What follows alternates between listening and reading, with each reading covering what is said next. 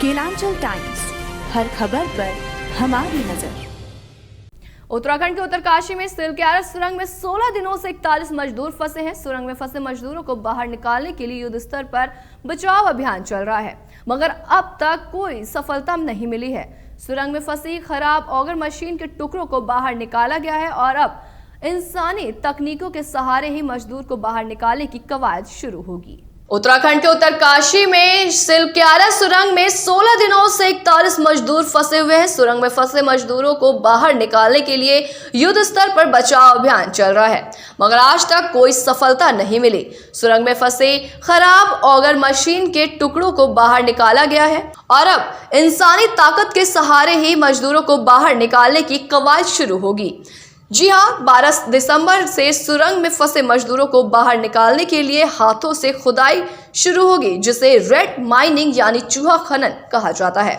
माना जा रहा है कि अब इंसानी ताकत यानी रेड माइनिंग से ही पहाड़ का सीना चीरा जाएगा और सुरंग में फंसे मजदूरों को बाहर निकाल लिया जाएगा। बता दें कि रेड माइनिंग एक मैनुअल ड्रिलिंग प्रक्रिया है, इसमें हाथों से खुदाई की जाएगी। रेड माइनिंग में चूहे की तरह ही काम करना होता है। इस प्रक्रिया में सब कुछ मैनुअली होता है। इस रेड माइनिंग के लिए 5 लोगों की टीम बनाई गई, जो कि सुरंग में आई बाधा को हटाने के लिए हाथ से खुदाई करेंगे। बताया जा रहा है कि सुरंग के भीतर करीब 10 मीटर बिना किसी रुकावट के काम करने में 20 से 22 घंटे का वक्त लगेगा। रेड माइनिंग के दौरान अगर कुछ मामला फंसेगा तो मशीन का भी इस्तेमाल किया जा सकता है। ये रेड माइनर्स क्षतिग्रस्त पाइपलाइन से सेक्शन को हटाने के लिए मैनुअल ड्रिलिंग करेंगे। दरअसल रेड माइनिंग या रेड होल माइनिंग एक ऐसी प्रक्रिया है जिसमें बहुत छोटी सुरंगें खोदी जाती हैं।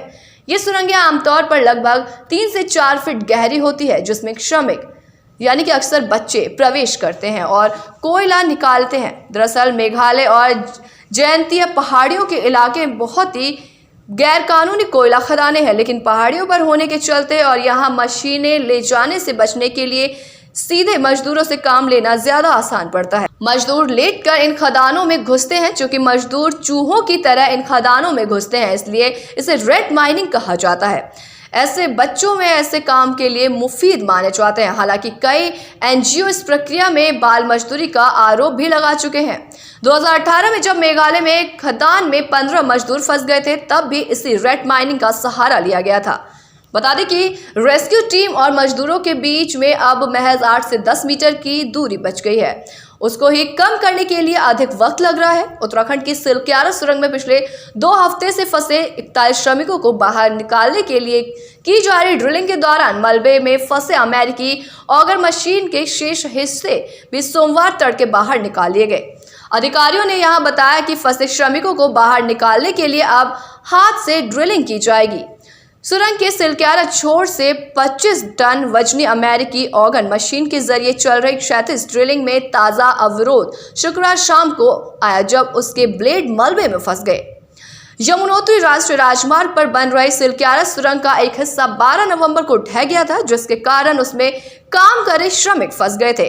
उन्हें बाहर निकालने के लिए युद्ध स्तर पर कई एजेंसियों द्वारा बचाव अभियान चलाया जा रहा है। बचाव कार्यों में सहयोग के लिए उत्तराखंड सरकार की ओर से नियुक्त नोडल अधिकारी नीरज खैरवाल ने रविवार शाम 7 बजे तक की स्थिति बताते हुए कहा कि मलबे में ऑगर मशीन का केवल 8.15 मीटर हिस्सा ही निकाला जाना शेष रह गया है। मलबे में हाथों से ड्रिलिंग कर उसमें पाइप डालने के लिए ऑगर मशीन के सभी हिस्सों को पहले बाहर निकाला जाना जरूरी था। सुरंग में करीब 60 मीटर क्षेत्र में फैले मलबे को भेदकर श्रमिकों तक पहुंचने के लिए अब 10 से 12 मीटर की ड्रिलिंग शेष रह गई है। केलांचल टाइम्स, हर खबर पर हमारी नजर।